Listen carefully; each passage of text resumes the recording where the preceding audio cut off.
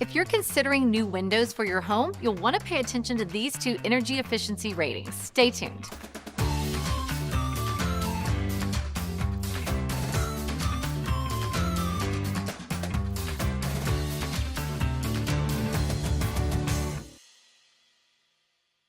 All new windows have two important ratings to consider.